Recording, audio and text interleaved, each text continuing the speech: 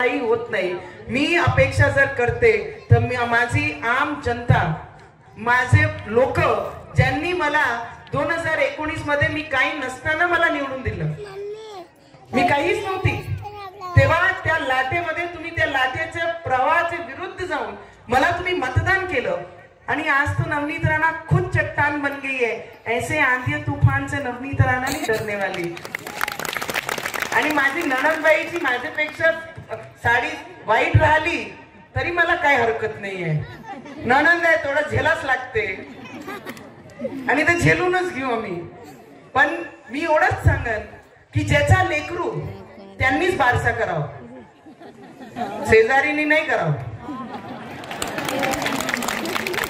लेकरूसाठी कष्ट कोणाचे, लेकरू कोणाचे घरचं, आडनाव कोणाचं आणि बारसा कोणी करताय। सोपान कठीणच काम आहे बाबा, डेंजरस काम आहे। आणि मी आपल्याला फक्त सगळे महिला एकत्रित आपण आलो आहे। मी एवढंच सांगेन की महिलांनी महिलाची ताकद बनाव, कमजोरी नाही। जेव्हा मी काम करते, नवीन एक व्यक्ती म्हणून या राजकारणामध्ये मी कामाला सुरुवात केली, इथून ते पार्लमेंट ते अमरावती, अमरावती ते पूर्ण महाराष्ट्र। 14 दिवस जेलामध्ये टाकल्यानंतर एक महिला पालकमंत्री असताना तिच्या तोंडातून एक शब्द नव्हता आला की या बाई सोबत जे झालं ते चुकीचं झालं। एक बाई म्हणून सिंपथी, किमान जिल्ह्याचं प्रतिनिधित्व करत असताना, एक मंत्री असताना तोंडातून 2 शब्द की या बाईला जबरदस्ती 14 दिवस, तुम्हाला डोळ्यात, माझ्या जिल्ह्याचे नाही पूर्ण देशाची महिलाच्या डोळ्यात अश्रू होते की या बाईला अननेसेसरी जेलामध्ये 14 दिवस टाकलं। अरे तिथे मी लढलीच। बाई जेव्हा संघर्ष करते ना तेव्हा कोणालाही घाबरत नाही आणि जेलात 14 दिवस राहिल्यानंतर पदर खोसूनच बाहेर निघाली।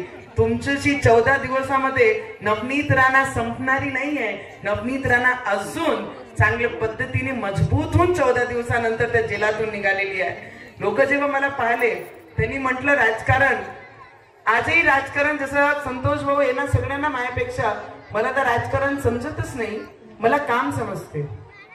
लोकांचे काम कसं करून दिलं पाहिजे, लोकांचे ऑपरेशन कसे दिले पाहिजे करून ते मला कळते। लोकांचे घरकुल नाही पास झाले त्यांना कशी मदत केली पाहिजे ते मला कळते। निराधारांचे पैसे 600 रुपयापासून 1500 ते 1500 3000 कसे करून दिले पाहिजे ते मला समजते। आपल्या जिल्ह्यामध्ये टेक्सटाईल पार्क आणि टेक्सटाईल पार्कच्या माध्यमातून 2-3 लाख मुलांना येणाऱ्या भविष्यामध्ये त्यांना रोजगार कसा दिला पाहिजे ते मला समजते। शकुंतला जी एवढे वर्षापासून बंद पडली आहे त्याला परत नवीन सुरुवात करून देणार, नॅरो गेज ते ब्रॉड गेज करणं ते नवनीत राणाला कळते।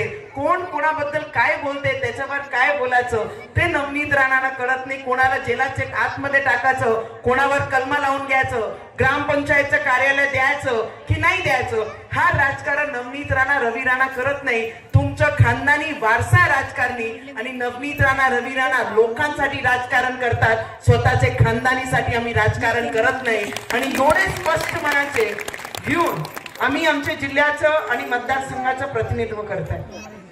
तर मी फक्त तुमच्याकडनं एवढीच अपेक्षा करते की 2019 मध्ये ज्या पद्धतीने आपण सगळ्यांनी मला आशीर्वाद दिलं, माझ्या पाठीशी उभे राहिले, माझा विजन माझ्या जिल्ह्याला घेऊन आहे। एक खूप चांगली मने कोणी डोळे देऊ शकते पण विजन तुम्हाला कोणी देऊ शकत नाही। तर ते विजन घेऊन मी माझ्या जिल्ह्यासाठी जे विजन ठेवलं आहे की येणारं भविष्य माझ्या जिल्ह्याचं नागपूरच्या बरोबरीचं, नागपूरचे वर कसं गेलं पाहिजे त्याच्यासाठी जे विजन घेऊन मी काम करत आहे, त्याच्यासाठी फक्त तुमच्या कौतुकाची थाप माझ्या पाठीशी आणि आशीर्वादाचं हात माझ्या डोक्यावर राहिलं तर येणाऱ्या काळामध्ये माझ्या जिल्ह्याचं नाव सुद्धा या नागपूर, पुणे, मुंबई या पद्धतीने आपण घेण्यात आलं पाहिजे। त्या पद्धतीने येणाऱ्या भविष्यामध्ये मी काम करण्याचा प्रयत्न करणार आहे। तुम्हाला वाटते काय की मी खासदार म्हणून माझ्या जिल्ह्याचं नाव वरती केलंय, त्याने हात वरती करून मला आशीर्वाद द्या ज्यांना ज्यांना वाटते की मी माझ्या जिल्ह्यासाठी आवाज उचलते।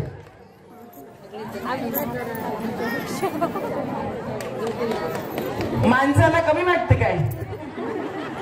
माणसाच्या दारूचे मागे लागते पण एवढी खतरनाक नाही लागली अजून। माणसाला वाटते ना।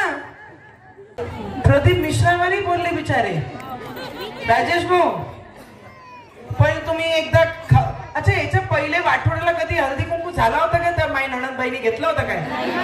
हा, कधीच नव्हता घेतला. अरे झेपसनी शुरले तर कुठून देणार आहे दुसऱ्यांना? मग तर देवाची कृपा आहे बा, माझ्यामुळे माझ्या नणंदबाईनी पैसे खर्च करणं सुरू केले. देर आई पर दुरुस्त आई. याच्या पुढे ये तो अभी झाकी है, नवनीत राणा क्या क्या करेगी उसको फॉलो करने वाली मेरी नणंदबाई रहेगी. मी एवढंच म्हणते की 15 वर्षात तुम्हाला हळदी कुंकू नाही सुचला. नवनीत राणा करत आहे, पत्रिका वाटल्या, त्याच्यात नोंद आहे की हळदी कुंकूचे कार्यक्रमासोबत हे उद्घाटन आहे.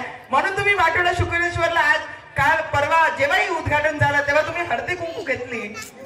मग कमालच वाटते. अरे देणं कायले म्हणते, फक्त इनकमिंग आहे, आउट गोईंग करणं शिका. किती आतमध्ये गोळा करून ठेवणार आहे? हा, 15 वर्षात हळदी कुंकू नव्हतं झालं, याच वर्षी झालं. पण असो की तुम्हाला काही ना काही दिला तरी आतापर्यंत तुम्हीच देत आले आहे. तुम्हालाही काहीतरी भेटलं पाहिजे त्यांच्याकडनं. धन्यवाद.